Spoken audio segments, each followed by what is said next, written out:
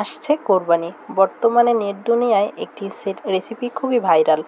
পাকিস্তানের একটি জনপ্রিয় রেসিপি পেশোয়ারি নামকিন গোশত তেল মশলা ছাড়া রান্নাটি করা হয়, তাই এত জনপ্রিয় সকলের কাছে। আসসালামু আলাইকুম, hello everyone, welcome back to my channel. আশা করছি আল্লাহর রহমতে সবাই ভালো আছেন।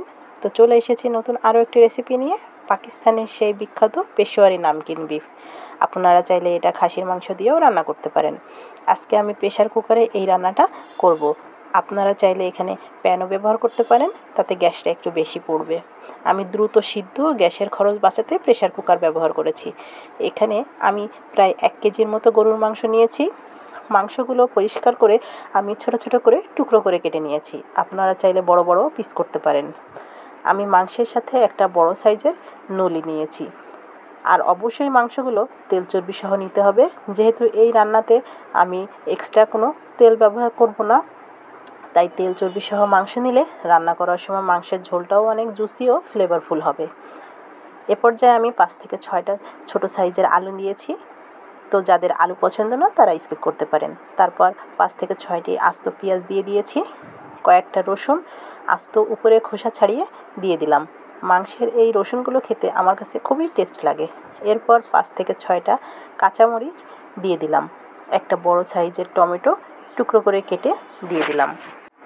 এরপর 1 চামচের মতো কালো গোলমরিচ দিয়ে দিয়েছি। আপনারা চাইলে এখানে সাদা ও কালো গোলমরিচ দুইটা একসাথে মিশিয়েও ব্যবহার করতে পারেন।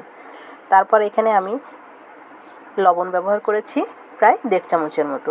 আপনারা লবণটা আপনাদের স্বাদ অনুযায়ী কমিয়েও বাড়িয়ে নিতে পারেন। এখানে আমি 3 চামচের মতো ঘি দিয়ে দেব। যেহেতু এই রান্নাতে আমি কোনো তেল ব্যবহার করছি না, ঘি দিলে মাংসের র ফ্লেভারটা আর থাকবে না। ঘি দেওয়ার কারণে রান্নার পর মাংসের একটা সুন্দর সুঘ্রাণও বের হবে। এরপর সব কিছু ভালো করে নাড়াচাড়া দিয়ে মিশিয়ে নিতে হবে। তারপর চুলায় বসিয়ে দিয়ে মাংসটা ভালো করে কষিয়ে নিতে হবে। এক্ষেত্রে চুলার আঁচটা মিডিয়ামে রাখতে হবে। তো যখন গোশতটা কষানো হয়ে যাবে, তখন এর ভিতরে আমি পরিমাণ মতো পানি ব্যবহার করব। এই পানিটা আপনারা চাইলে কাঁচাও ব্যবহার করতে পারেন অথবা গরম করেও ব্যবহার করতে পারেন। তো আমি এখানে পানিটা একটু ফুটিয়ে নিয়েছি। পানিটা ফুটিয়ে নেওয়ার কারণে মাংসটার টেস্টটাও বেড়ে যাবে এবং দ্রুত সেদ্ধও হয়ে যাবে। তো পানিটা ফুটে যাওয়ার পর আমি প্রেশার কুকারের ঢাকনাটা লাগিয়ে দিলাম।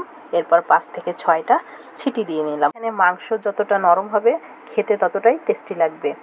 তো সিটি ছেড়ে গেলে আমরা ঢাকনাটা খুলে নিয়েছি। ওয়াও, আমাদের সেই সুস্বাদু পেশোয়ারি বিফ রান্না হয়ে গেছে। দেখতে অনেকটাই দেখুন নিহারির মতো হয়েছে। এটা রুটি, পরোটা ও ভাত দিয়ে খেতে অনেক মজার হয়।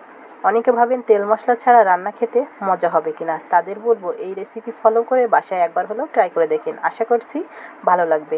আর আমার আজকের ভিডিওটি ভালো লাগলে অবশ্যই একটা লাইক দিবেন, আর আমার এই ছোট্ট চ্যানেলটিতে সাবস্ক্রাইব করে আমাদের পাশে থাকবেন। তো আজকে এ পর্যন্তই। সবাই ভালো থাকবেন, সুস্থ থাকবেন। দেখা হবে পরবর্তী ভিডিওতে। আল্লাহ হাফেজ।